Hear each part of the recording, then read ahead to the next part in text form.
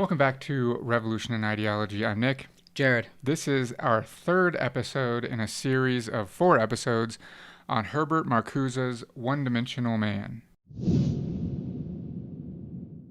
If you haven't yet watched or listened to the first 2 episodes of this series, I highly suggest that you do so. It'll give you a lot of context for what we are about to talk about. This episode is on basically what Marcuse means by one-dimensional. When he refers to man of advanced industrial society being one-dimensional, what does that mean? And then more specifically, how that happened according to Marcuse. And we'll talk about his concept of repressive desublimation, which is hugely interesting. So first I want to talk about how man was quote-unquote two-dimensional before advanced industrial society. Marcuse uses the term negative thinking. And he's not talking about negative as in bad. He's talking about negative in the dialectical sense, which we're not going to go into what dialectics are. That's way beyond the scope of this episode. But just think of it as negation of the existing order. Not negative as in bad, but negative as in negating. So he says that man, before advanced industrial society, possessed one dimension of their consciousness, their way of thinking and behaving, which was negative, which acted as a critique and negation of the existing order. So he says, prior to advanced industrial society, man was two-dimensional. And he says basically the 2 dimensions were, on the one hand, the subject internalized the dominant ideology of the time, but on the other hand, maintained an awareness of that internalization and that indoctrination. And that second dimension is where the critique and etc. was able to reside and resulted from. So he had an awareness of the contradictions that were present in the dominant way of being. And so somewhere, using the dialectical model, those two, like the positive and the negative, somehow formed a synthesis and came up with a new dialectic or dominant thesis for that individual thinker. Okay. Marcuse says this was the, quote, interdimension of the mind in which opposition to the status quo could take root. So this second dimension, this negative critical thought, was basically, it could serve as the impetus for revolution, right? These deep critiques of society and actions behind those critiques that could happen. So one of Marcuse's main theses is that this second negative dimension of thought has been, he used the term, whittled down in advanced industrial society. And we'll talk about why in just a second. And this is what results in the one-dimensional man of advanced industrial society. So let's talk about a little bit now about, that was the 2 dimensions that existed prior to advanced industrial society. Let's talk about one-dimensionality, which Marcuse really focuses on. And I like the title of the introduction of the book is called The Paralysis of Criticism, Society Without Opposition. And that's really Marcuse's main point, is that advanced industrial society exists without any true opposition because the subjects of advanced industrial society find themselves incapable of thinking in a way that negates or critiques the existing order. And that's a result of advanced industrial society becoming so totalitarian ideologically and materially that it prevents this way of thinking. Our first episode talked about the totalitarianism of advanced industrial society, so go check that out. Weber's iron cage, in a way, a little bit. No, yeah, that's perfect. Like we can't even think outside. Like, there is no such thing as outside the box thinking. Anything that we even posit as outside the box thinking is actually still under the dominant discourse of advanced industrial society, and its ideological purview, capitalism or republicanism or whatever it might be. Like there's nothing outside the box. That's funny that I never connected Marcuse and Weber until we recorded the second episode of this series, and now that's another great connection that I never really put together. Okay. Just a quote by Marcuse. He says, "In the medium of technology, culture, politics, and the economy merge into an omnipresent system which swallows up or repulses all alternatives." So it's actually through this analysis that this is Marcuse's original contribution to traditional, like orthodox Marxist thought. So in traditional Marxist thought, there's the proletariat and the bourgeoisie, and the proletariat are the ones that are oppressed in internalizing the dominant ideology of the time. right? But for Marcuse, the dominant ideology completely encompasses the thought and behavior of every single subject of advanced industrial society, whether you are elite or you are working class, whether you are bourgeoisie or proletariat, alike you are a victim of this totalitarian singular one-dimensionality, this way of thinking. Now, of course, the elite suffer less like materially in this society, but neither the elite nor the working class can escape ideologically, which I think they're still is really trapped. important. Their brains are still like linear focused. And so advanced industrial society becomes so efficient at gaining the submission of its members that they become incapable of recognizing their indoctrination. We'll get to more specifically of how that happens in just a second. And for Marcuse, this is a new type of alienation.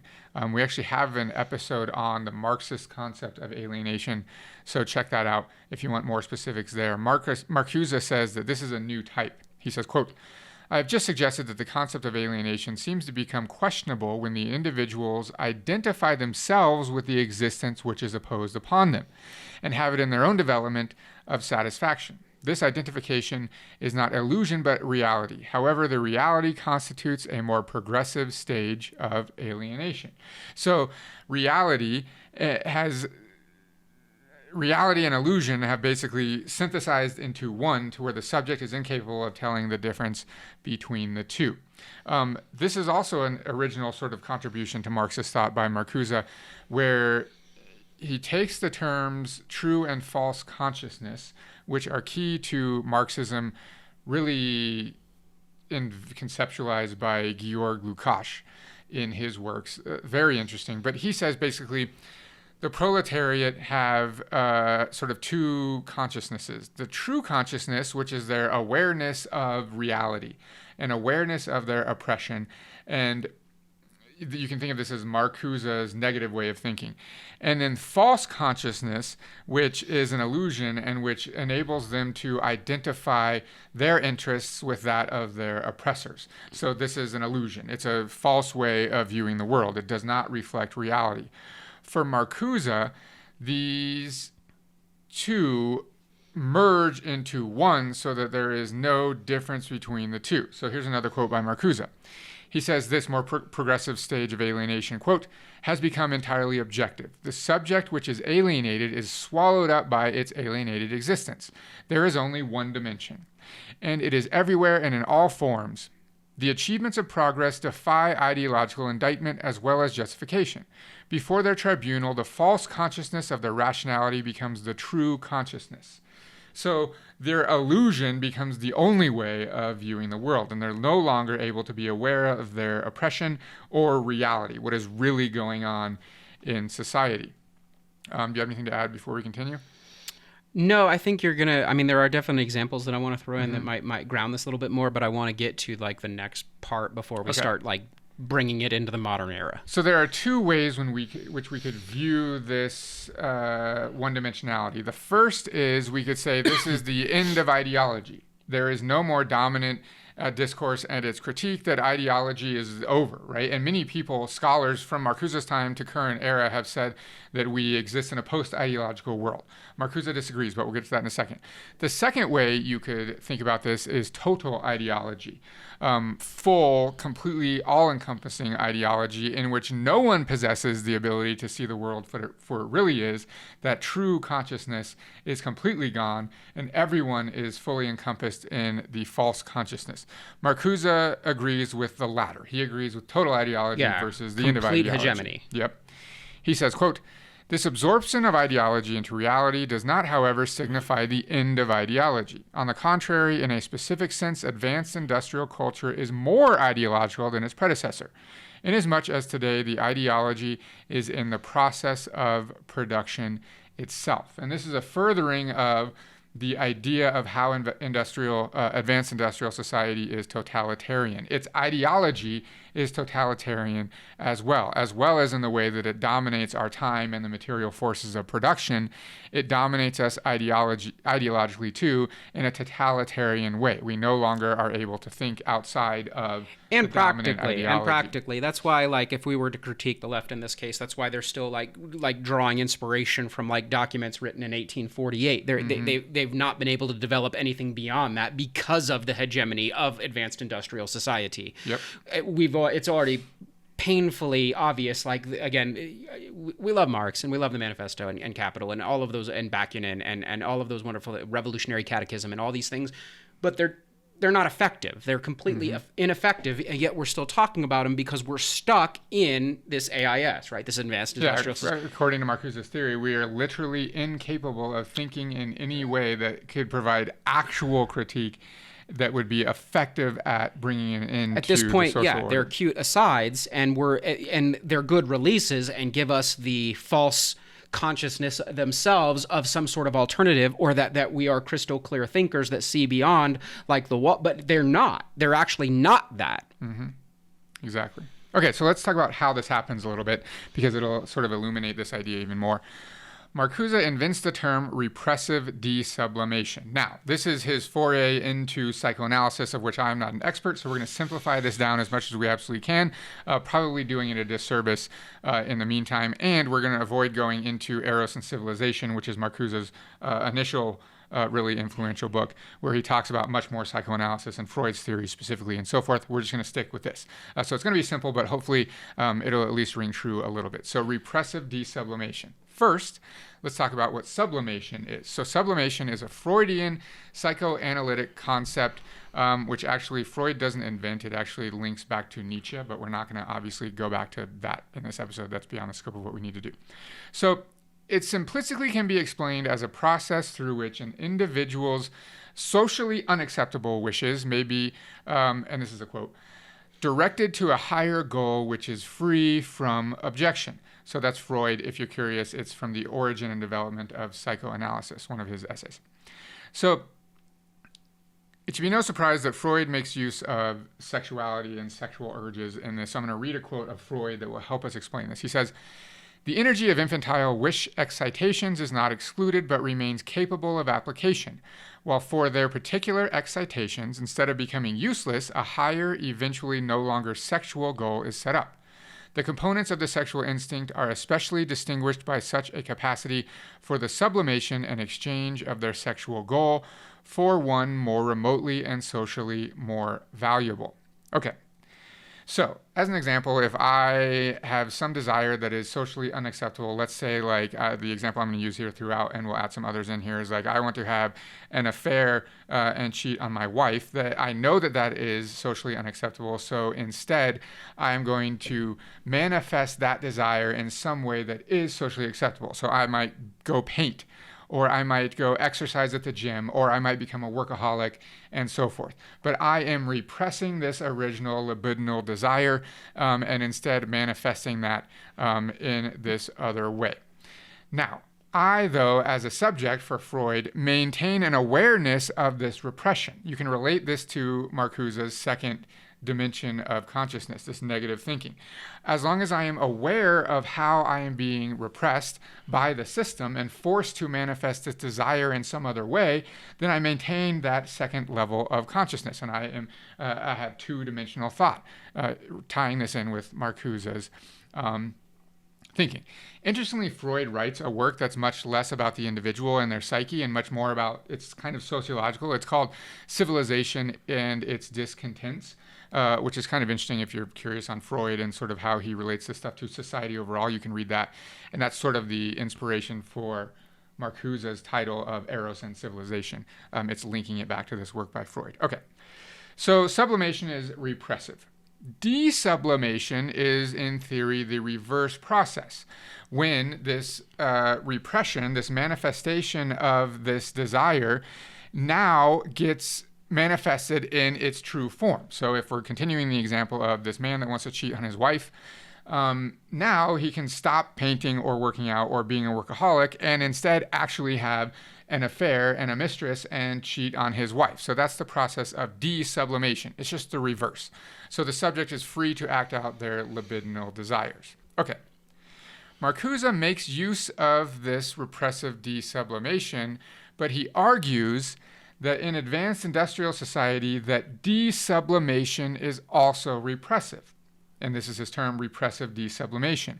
That desublimation should be freeing because it gives me the freedom to act out my true libidinal desires. And so I should be free as a result of that. I'm no longer repressed and forced to manifest them in some socially acceptable way, like working out or being a workaholic or whatever. Now I can actually do the thing. I can do the thing that I actually desire. But Marcuse says that the opposite is actually true, that when we are free to act out these true urges, these true desires, that actually becomes more oppressive in advanced industrial society because of the way that technology as a social process exists. So I'm not in simple terms, regardless of how we choose to act out these frustrations, or if we're even fully conscious of these frustrations, and I'm going to use a very basic term here that everyone should understand, we're all simping for the system at this point.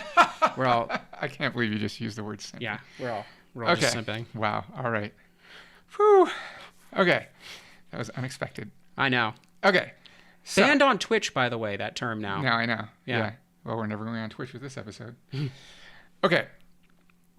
So think about, we can understand why that would be freeing, right? I'm no longer repressed, and now I can act out all of my things. Marcuse says, as a result of the technological advancements and the sort of liberal way of thinking in advanced industrial society, that we actually are all free to act out our true libidinal desires. The man that wants to have an affair can completely do that. In fact, nowadays he can use like apps on his phone to find a mistress that specifically exists for that purpose, and so forth.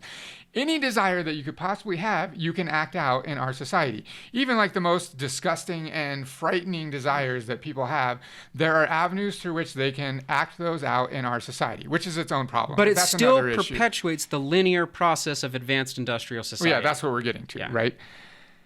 So that should be freeing. However, Marcuse argues that since we are able to do that, it now completely removes the awareness of our oppression. So before, in traditional repressive sublimation, we maintained an awareness of how we were repressed. Marcuse says now that we are free to act everything out, that second dimensionality of thought is now removed, that we can now be free, completely free, with air quotes. We'll get to why you're not actually free as a result in a second. Because we're free to act out all of our desires, and so we lose this second dimensionality of thought. We no longer are capable of thinking in a way that maintains an awareness of our own repression, and as a result, being able to critique and act out those critiques of society in a way that might be revolutionary, that might lead to a qualitative change in the way that the world is organized. We lose that as a result of being able to desublimate every urge and desire that we would possibly have. This is how man becomes one-dimensional, where previously we would have considered two-dimensional thought, right? This two-dimensionality.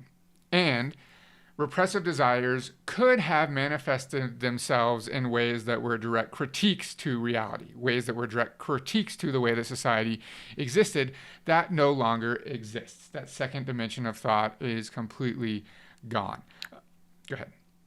I don't have anything. I guess you were about to say something. Yeah, I mean, I guess I just thought it's even though it isn't necessarily like sexual in any way, it's like buying a Che Guevara t-shirt online. Mm-hmm. It's like this minor act of defiance in your own brain is still, I mean, it gives you false consciousness that I'm aware of what's going on and I'm a revolutionary at heart and I'm going to wear this t-shirt. But the whole process from, again, even engaging in capitalism and purchasing the shirt to the process by which one went through getting that shirt, mm-hmm. like the whole thing. The modern example I was going to use is clicktivism.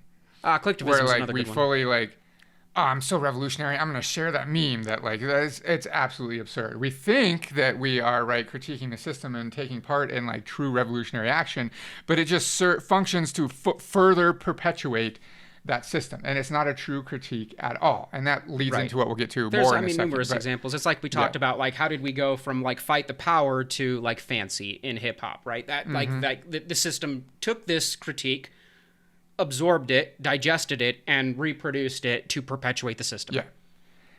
So I'm going to read a quote from Marcuse in a second, but I'm going to talk about the concept of mediation because that's what sublimation is. It's a mediation of our interaction with reality. So I am constantly, if we exist in a sublimation, right, I'm constantly forced to repress my desires and manifest them in a way that is socially acceptable. And that is a continuous process. So my experience with the world and interaction with reality is constantly mediated by this process of sublimation.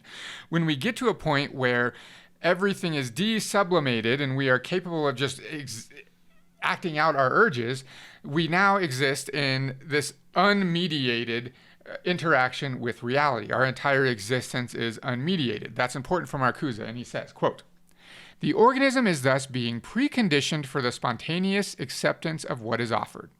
Inasmuch as the greater liberty involves a contraction rather than extension and development of instinctual needs, it works for rather than against the status quo of general repression. One might speak of institutionalized desublimation. The latter appears to be a vital factor in the making of the authoritarian personality of our times. This is how this desublimation, us acting out of our true urges, actually functions to perpetuate the system rather than to liberate us from it. Because, like I said, you would think that you would feel more free, that now you can act out all these things, but it actually serves to, he says, contract our urges. And as a result, just perpetuates the system even further. And we lose this second dimension of thought. And this is how advanced industrial society achieves complete totalitarianism, and desublimation itself becomes repressive rather than liberating. And further, to take this into like beyond the sexual, this is why protest and etc. now has been completely consumed by advanced industrial society to a point where it is no longer even effective. No. Being out in the streets and rioting only functions to sell more riot gear and create more police officers, and we need to buy more tear gas, and we need to militarize the police. We need to increase the budgets of all of these things, and so forth. It only functions to perpetuate the system. Protest itself as an action has been fully encompassed and enclosed within the capitalist system and been completely rendered ineffective. And not just on the oppressive side, on the protest side as well. We need to buy masks with cute little catchphrases on them, and we don't worry about where they're being produced or what sweatshop they're in. Or we need to go to these grocery stores and get more like poster boards with markers and so on and so forth. And we're going to carry our lattes to the protest. And then we need to support the protesters by bringing them all bottled water, which is a whole different set of issues that are attached to that. But like there is no escape in that regard. Like, again, protest itself has been, again, absorbed, consumed, digested, and to be blunt, shit out by the system itself. Yep. With no actual efficacy attached to it. Right. It's completely ineffective. So this is, I think I use protest intentionally, clearly, because it's a really good example of how we are now free to act out our desires.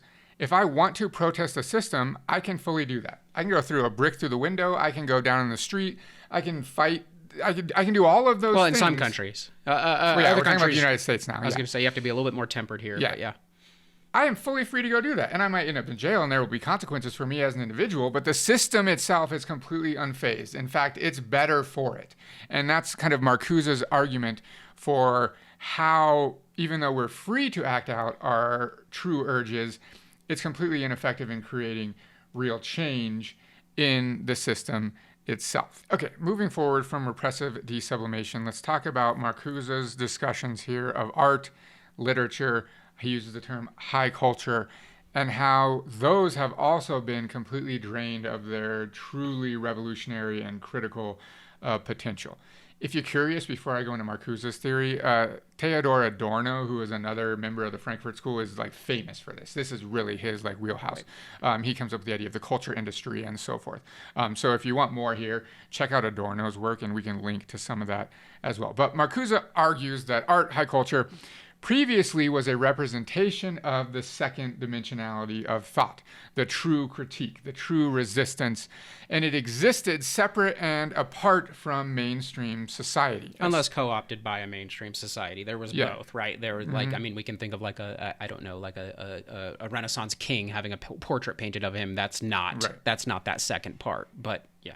Well, even that is, and I'll talk about that in a second. Oh, okay. So Marcuse says, quote, "The truth of literature and art has always been granted, if it was granted at all, as of a higher order, which should not and indeed did not disturb the order of business. What has changed in the contemporary period is the difference between the two orders and their truths. The absorbent power of society depletes the artistic dimension by assimilating its antagonistic contents. In the realm of culture, the new totalitarianism manifests itself precisely in the harmonizing pluralism, where the most contradictory works and truths peacefully coexist in indifference." So, this is going into what you were talking about a little bit. He says, art represented before the unhappy consciousness. This is a term from Marcuse. The unhappy consciousness is the awareness of the contradictions and repression inherent in society. So think of man in pre-advanced industrial society maintained this second dimension of thought, this unhappy consciousness, right? So this is Marcuse's term for the second dimensionality, the true critique, their awareness of the contradictions and repression. He says, even though the elite are traditionally the consumers of high culture, so this is going into what you were talking about, he calls this the bourgeois order. He says, the bourgeois order remained an order which was overshadowed, broken, refuted by another dimension, which was irreconcilably antagonistic to the order of business, indicting it and denying it. And in the literature, this other dimension is represented not by the religious, spiritual, moral heroes who often sustain the established order, but rather by a such disruptive characters as the artist, the prostitute, the adulteress, the great criminal and outcast, the warrior, the rebel poet, the devil, the fool, those who do not earn a living, at least not in an orderly and normal way. Okay, so pause for a second because I want to talk about what Jared just said because I think it's crucial. If the king has some art in his palace that was done by a truly revolutionary, like resistance artist, that's still in pre-advanced industrial society represented a true critique. The fact that it merely exists in the king's palace doesn't remove its critical function, Marcuse argues, in pre-advanced industrial society. Well, now let's get into how that happens today. Even in the portrait example, right? Like no. Like it has to be like placating said king. King John. No, there's different kinds of art, right? Okay. Not all art is resistance. That's important. I mean, that's what I was saying. A good portion of art, and we've discussed this in numerous episodes on the channel, is propaganda. It's the exact opposite. Right. Marcuse argues that now all art is that. That's the biggest All art difference. is propaganda. Yes. Okay. Because in advanced industrial society, these critical aspects of art have been transformed to such an extent they no longer represent a challenge to the status quo. Right. So like the criminal, the outcast, the prostitute, the things that he says, right? So Marcuse says, quote, "To be sure, these characters have not disappeared from the literature of advanced industrial society, but they survive essentially transformed. The vamp, the national hero, the beatnik, the neurotic housewife, the gangster, the star, the charismatic tycoon perform a function very different from and even contrary to that of their cultural predecessors. They are no longer images of another way of life, but rather freaks or types of the same life, serving as an affirmation rather than a negation of the established order." And the example I use here, which I love... Tiger King. No. God, don't even get me started. Is Scarface. Brian De Palma's 1983 film, the titular character, Tony Montana, that is, like, by all accounts, absolutely a criminal, right? However, he's like this criminal mastermind that ends up epitomizing, like, the capitalist dream, right? He's an immigrant. He starts from nothing. He finds himself on the streets, and then he somehow pulls himself from his bootstraps to create this multi-million-dollar cocaine empire. If you haven't seen the film, I don't know how. If you have seen the film, you know exactly what I'm talking about. But he has this huge mansion and all of these women and like all of these expensive cars, and he is like the leader of this huge empire. So even though the process is extra legal, right, or illegal or whatever, like the process itself is still the same process. It mirrors like climbing the corporate ladder. 100%. Okay. His endeavor is still a capitalistic endeavor, right? He's still out to maximize profit and manage efficiencies and so forth. And his downfall in the film even is a result of individual flaws and or a failure to appropriately manage, right, his like entrepreneurial endeavor. So despite the fact that what he does is illegal, is incredibly violent, he's hugely misogynistic, and his behavior is just kind of... So literally corporate America anyway. Yeah, literally like just grotesque throughout the entire film, he's still clearly the hero of the film and is purely capitalistic. So he no longer exists as a critique of the system, he helps to perpetuate the system. Because doesn't everyone that watched the film, up until a point, want to be Tony Montana? Yeah, and Wolf you even of Wall think of Street like, kind of thing oh, too. that's a perfect example. Yeah, Wolf of Wall Street kind of thing. Excellent example. Same thing.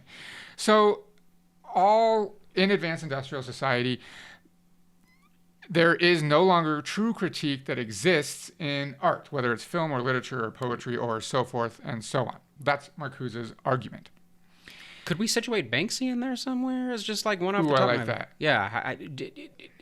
What do you How think? do we situate that? How do we situate like a Banksy or like the example I gave you, like Public Enemy at one point? Like where do they... It no longer functions to be a true critique of the system because Marcuse doesn't argue that no critique exists, just that it is wholly ineffective. Okay. No one has ever Fair resulted enough. because they saw Banksy on a billboard. Yeah, right? That's not a and now thing. they're sold for millions of dollars. Yeah. And yes, yeah. That's Okay. probably not clear if you read One Dimensional Man. I only know that because I watched a bunch of interviews with Marcuse and someone asked him that exact question. And he actually said there is a lot of dissent in society. It's just not true dissent because it doesn't result in an actual change of the system. Fair enough. So I think we have to categorize like true dissent and dissent, right? Yeah, like a Public Enemy is dissent, Banksy is dissent, etc. But it doesn't actually result in anything real. Marcuse might argue because it doesn't actually reflect the second dimension of consciousness. Fair enough. It's not a true critique. Okay, so that's the unhappy consciousness. He contrasts this with the idea of the happy consciousness, which is the one-dimensionality. He says, quote, "The loss of consciousness due to the satisfactory liberties granted by an unfree society makes for a happy consciousness, which facilitates acceptance of the misdeeds of this society. It is the token of declining autonomy and comprehension. Sublimation demands a high degree of autonomy and comprehension. It is mediation between the conscious and the unconscious, between the primary and secondary processes, between the intellect and instinct, renunciation and rebellion. In its most accomplished modes, such as the artistic oeuvre, sublimation becomes the cognitive power which defeats suppression while bowing to it."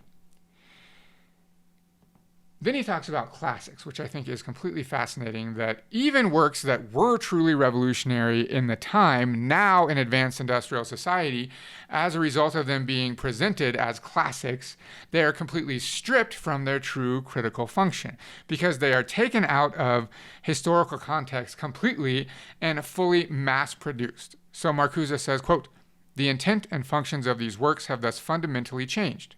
If they once stood in contradiction to the status quo, this contradiction is now flattened out." So they are completely removed from their historical context and they are completely mass-produced. So I have in here the example of Marx's Capital, right? At the time, was a completely revolutionary critique. Now, it's completely removed of its historical context when it's marketed, and I can now buy it, all 3 volumes, mass market paperback on Amazon, shipped to my door in 2 days. The absolute antithesis to the message of Capital. Right. So now when I buy Capital, I am now further perpetuating the profits of Jeff Bezos and Amazon. Yes, I know you can get it for free on like the Marxist online and so forth. Anarchist library as well, right? Like, yeah. I want to stress how even that perpetuates the system. You must still use the internet. You must use a computer to do that. Those sites are hosted on servers, which are burning through our natural resources and so forth. You get the idea. There is no way. There is no way to consume these resources in ways that do not perpetuate the system. And as a result, their true critical function has been completely removed. Now, I argue that they come to exist not just not like, let's say, Capital as an example specifically. They merely just symbolize Marxism as this abstract idea and not really a specific, real, true critique that could result in revolution. All right, so that is our third in our series of 4 episodes on Marcuse's One-Dimensional Man. The next episode will be about his solution, the Great Refusal. So catch us online, revolutionandideology.com. We are on Twitter at RevAndIdeology. If you're watching this on YouTube, like and subscribe and leave a comment. If you're listening to this on your podcast app, leave us a rating and a comment there. If you really like what we're doing, you can support us on Patreon, patreon.com/revolutionandideology. Isn't that just perpetuating the system? It is. It is. There's no escaping it. We are victims ourselves, admittedly. I'm Nick. Jared. Later.